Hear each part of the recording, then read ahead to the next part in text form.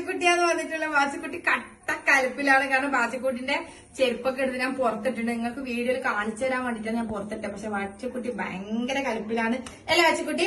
അപ്പൊ ഇന്ന് വന്നിട്ടുള്ള ഒരുപാട് പേര് ഇപ്പൊ എന്റെ വീട്ടിൽ ഗസ്റ്റ് വന്നതിന് ഫസ്റ്റ് ചോദിക്കാൻ എന്റെ ഷൂറാക്കിനെ കുറിച്ചാണ്. തപ്പു ഇത് എവിടെന്നാ വാങ്ങിയത്, ഇത് എത്ര പൈസ ആയത്, എത്ര ലെയർ ഉണ്ട്, എത്ര കളർ ഉണ്ട്, അങ്ങനെ ഒരുപാട് ഡൗട്ടാണ്. കാരണം വെച്ചാൽ എന്റെ വീട്ടിൽ ഇപ്പം ഈ ഷൂറാക്ക് വന്നതിന് ശേഷം ഇപ്പൊ 1 വർഷമായി വന്നതിന് ശേഷം പുറത്ത് എവിടെയും ഒരു ചെരുപ്പും കാണില്ല. കാരണം കുട്ടികളായാലും വന്നിട്ട് നല്ല അതൊരു ശീലമായി അവർക്ക്. അവർ വന്നപാട് അതിന്റെ അടുത്ത് വെക്കാന്നത് അവർക്കൊരു ശീലമായി. കാരണം അത് നമ്മളൊരു ശീലം പഠിച്ചിരുന്നത് അത് ഉണ്ടാവുമല്ലോ. അപ്പൊ എനിക്ക് ഭയങ്കര യൂസ്ഫുൾ ആയ സാധനങ്ങൾ. അധികം സ്ഥലമൊന്നുമില്ല, ഈ ഒരു സ്ഥലത്ത് അടങ്ങി ഒതുങ്ങി ഇവിടെ നിന്നിട്ടുണ്ട്.